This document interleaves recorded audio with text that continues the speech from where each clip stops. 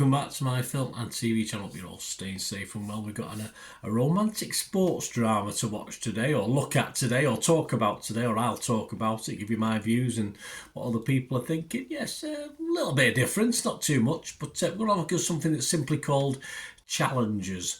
Please, if you're new to the channel, push that subscribe button, push the bell notifications, everything film and TV, reviews like this, information vlogs, we do series reviews, etc, etc. So lots of stuff on the channel, seek it out, and you'll also see stuff on my football team, Manchester City, as well. So another big passion of mine. So if that's of any interest, or you know someone who might be interested, please give them a kick in my direction. I'll be very, very grateful. And any likes you can give me, guys, much appreciated. Any thumbs up for this film, Challenges, or for my feeble attempts, I'll take either. I'm not fussy.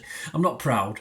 That'd be great. Anyway, let's get on with this one. It's a 15 certificate. Yeah, there's no nudity. Well, a little bit of nudity, not too much. Not graphic nudity anyway. There's a lot of sort of, what's the word, sexual tension in it and sexual scenes without too much sex going on. But hey, there you go. It will appeal to some, that's for sure. It's a 15 certificate, as I said, but it's a bit long, 2 hours 11 minutes, which is very long. So as long as it's good content, it's fine, isn't it?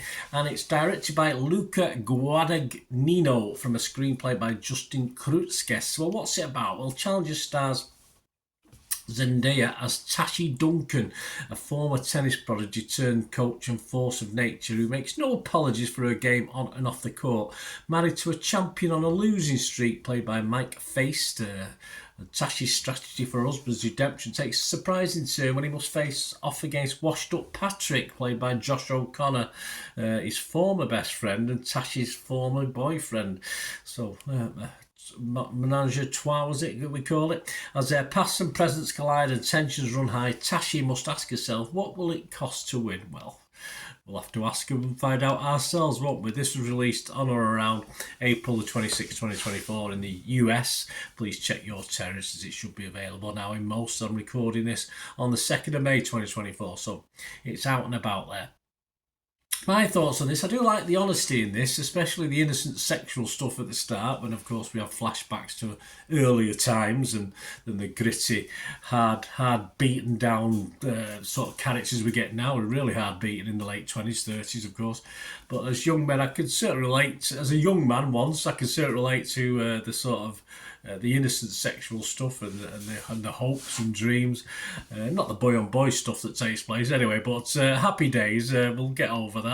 So it sort of won me over early because it gave me a little bit of a nice warm glow from my own little memories. Nothing to do with tennis and this sort of thing, but similar sort of circumstances with girls, etc. And it was nice to see a film that's pretty open and honest, and he set up the film nicely for the later machinations and conflicts, of course. It's told in flashback. It dwells nicely most of the time, not always. It doesn't skip backwards and forwards too unnecessarily, but you still need to concentrate at times, even though there's a big difference between the younger versions and the older versions. I did have to sort of concentrate on where I was up to sometimes, but that's my old brain. I used to like tennis when I was a kid. Not a big tennis, not played tennis for a long time, not watched tennis for a long time. And the match sequences were okay because all they did was just really add to the plot conflict between the trio, of course. So it just moved the story along with the match, which were very well done. Certainly better than some of the tennis-related films I've seen over time. Great chemistry between the three main stars, and it's this probably keeps your interest even when things get a little bit wordy and dare I say a little bit repetitive with things at times as well. But time-wise, it's a bit long for me. My attention span drifted midway through. Two sets, perhaps too long. I think this was a 5-setter. It should have been perhaps more a 3-setter. But it certainly put a different slant on a sports movie, and he's all the better for that. Game, set and match for this one? Yeah, probably over the 3 sets, as I mentioned. Not quite, though, over 5 sets. And ultimately, a bit of a cop-out of an ending as well that I didn't like, which spoilt it for me as well, which... I'll let you know, no spoilers alert on this, but let me see what you think about the ending. It didn't do much for me. A strong start, but sadly it did lose something the longer it went on. Well, my scores, I would be fresh on this. I'd have to be fresh. I would be positive. And despite the length and the crap ending, I'm going to give this a steady, very watchable 6.5 out of 10. To be honest with you, the first half hour I thought it was going to be a higher score than that. But as I said, it did sort of lose out on too long a run time for me, and not enough in it to make that justifiable. Other scores, well, generally higher than what I've come up with. Rotten Tomatoes, 89% positivity, 8 out of 10 average. That's 268 critics, 238 were fresh, just 30 rotten. The consensus, with its trio of outstanding performers, I agree, volleying their star power back and forth without ever dropping the ball, occasionally. Challenges is a kinetic and sexy romp at court. Yeah, okay, almost. And Metacritic gave it 83 out of 100. That was 60 critics, 56 were positive, 2 were mixed, and just 2 negative. So generally happy. Alex Godfrey from Empire Magazine, he was very happy. He gave it 100 out of 100. Nothing's worth 100 out of 100. Operating at the peak of his powers, he said, Luca Guadagnino has the time of his life with this practically sadistic exploration of unrelenting obsession. It is horny, it is hungry, it is phenomenally exciting filmmaking. Yeah, well, probably for half an hour it was anyway, Alex. I agree.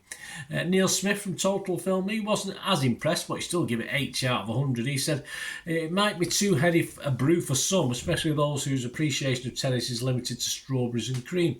On the acting front, though, it's a virtual grand slam. Yep, can't disagree. Zendaya faced, and particularly O'Connor, fine-tuning their characters' 13-year romantic imbroglio. There you go, there's a word. Just look that up, guys.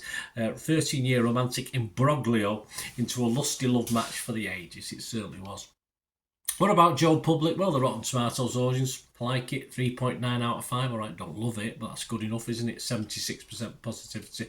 Metacritic users not quite as impressed, 6.3 out of 10, so a little bit down on me. But the be-all and end-all Internet Movie Database, over 16,000 scores and reviews, and it's getting a very, very healthy. This may go down slightly, but it's getting a 7.8 out of 10, so it's going to be anywhere between 7.5 and 8 out of 10. This by the time months and years pass, and we look back and think, oh, let's look for a decent sports drama romantic film that's from 20 years ago, and this will pop up, of course, at that sort of score. Anyway, there you go, guys. As I said, I was certainly edging towards the high 7s, perhaps 8, the first part of this film, but as I say, it sort of just wore a little bit thin for me, but still a good watch, still very watchable. Let me know your thoughts, guys. Great to hear from you. Till we meet again. That's one thing, don't I? Please stay safe, everyone. Bye for now.